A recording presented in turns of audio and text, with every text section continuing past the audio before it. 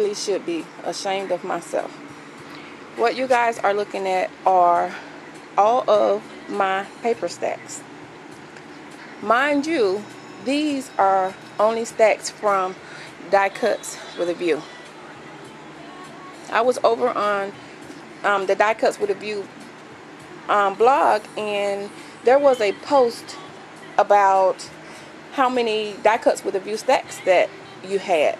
This post was back in June, so I went back and I went on the blog and I went to see some of the pictures that some of the scrapbookers have submitted on how many stacks they had.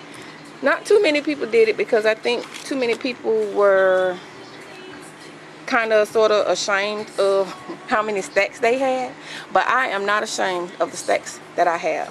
As you can see, I have some stacks that I started buying way back in 2008, and I got these stacks from Joann.com. But these are all my stacks by Die Cuts with a View, and these are all just 12 by 12s. And I also have two here. I have a total of 101 12 by 12 stacks. Now, I don't really buy the 8 by 8, which is probably a good thing, but I do buy the mat stacks. These are the 4.5 by 6.5, I think they are. And I was buying them whenever I bought a 12 by 12 stack, I would get one of the mat stacks as well. Then we move around this way. These are some of the 8 by 8s that I do have. I don't have that many. And these are, when I first tried my hand at making cards, I bought this card stock for card making by Die Cuts with a View. It's actually the card stock, and it has where you can fold it in half and make 4 1/4 by 5.5 cards, I think they make. But I never really got into making cards, so I never did really use them. But those are my 8 by 8s and my 4.5 by 6.5. I think that's the size of it.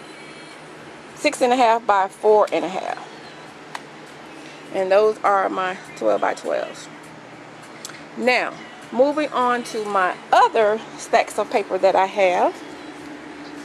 These are, well, I have one stack of Graphic 45, and this is the curtain call.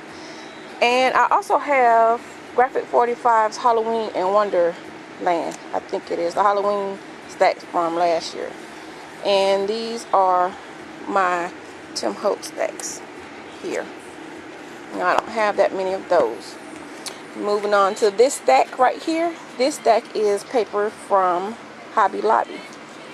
All of these papers is the Hobby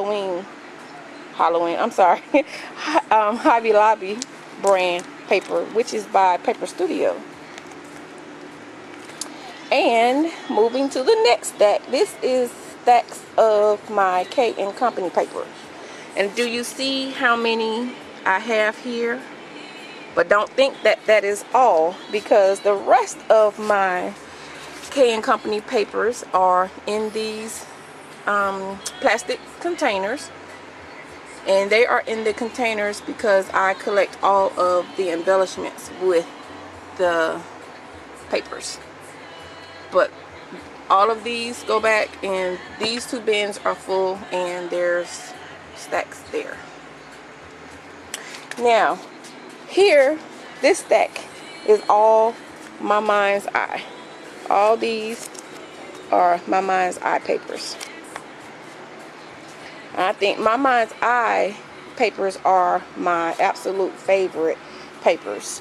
Out of all the stacks that I buy, I love my mind's eye, because when you get my mind's eye papers, all of the sheets are glittered. Then we'll move over here. This is a miscellaneous stack of paper. This paper is from all other companies. Like this is October Afternoon. This is Cosmo Cricket. There's some American Crafts. There's some Recollections in there.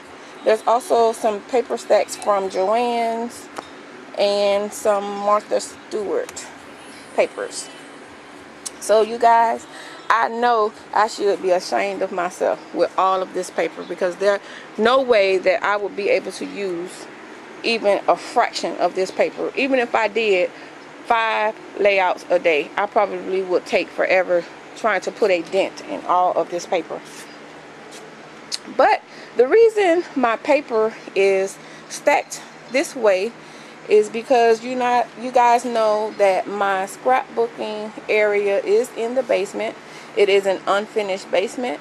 After looking at the Die Cuts with a View blog and counting and going through my papers, I was going through my Jetmax cubes, and I found now that I have a mold problem.